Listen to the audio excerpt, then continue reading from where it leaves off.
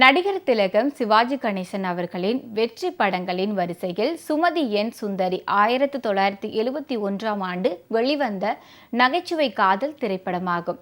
சித்ராலயா கோபு அவர்கள் திரைக்கதை எழுதியிருந்தார். சி.வி. ராஜேந்திரன் அவர்கள் இயக்கத்தில் வெளிவந்த இந்த திரைப்படத்தில் சிவாஜி கணேசன், ஜெயலலிதா ஆகியோர் முன்னணி கதாபாத்திரத்தில் நடித்திருந்தனர்.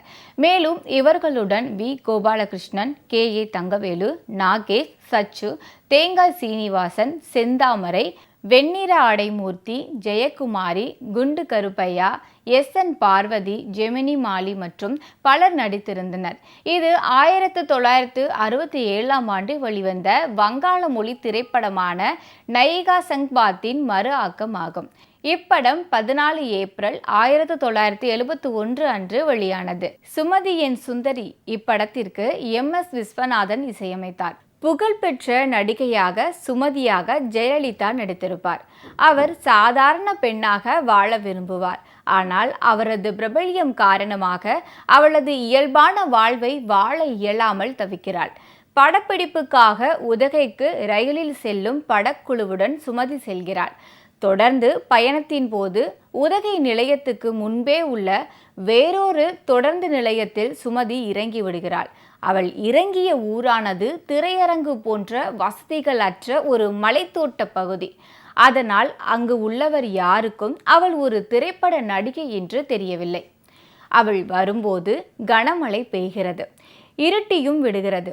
அதனால் அங்கே தனியாக உள்ள ஒரு வீட்டின் கதவை தட்டி தங்க இடம் கேட்கிறாள். அந்த வீட்டில் மலைத்தோட்டத்தில் மேலாளராக இருக்கும் சிவாஜி கணேசன் தங்கியுள்ளார்.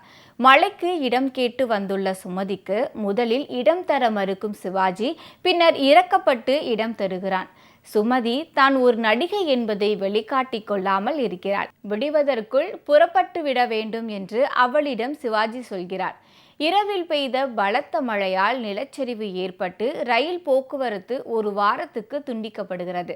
இதனால் அவளை அனுப்பி வைக்க முடியாமல் தவிக்கிறான். மதுவுடன் ஒரு பெண் தங்கியுள்ள செய்தி மதுவின் முதலாளி கே.ஏ. தங்கவேலுக்கு தெரிய வருகிறது. அவர் ஜெயலலிதாவை சிவாஜியின் மனைவி என்று எண்ணி அவளை உபசரிக்கிறார். ஒரு கட்டத்தில் மதுவும் சுமதியும் ஒருவரை ஒருவர் காதலிக்கின்றனர். சுமதி என் சுந்தரி திரைப்படத்துல பி. சுசீலா அவர்கள் குரல்ல வெளிவந்த பாடல்தான் ஒரு ஆலயமாகும் மங்கை மனது. இந்த பாடல் வரிகளுக்கு கண்ணதாசன் அவர்கள் பாடல் வரிகள் எழுதியிருக்காங்க. ஜெயலலிதா வந்து சேராததால் உதகையில் படப்பிடிப்பு நின்று போகிறது.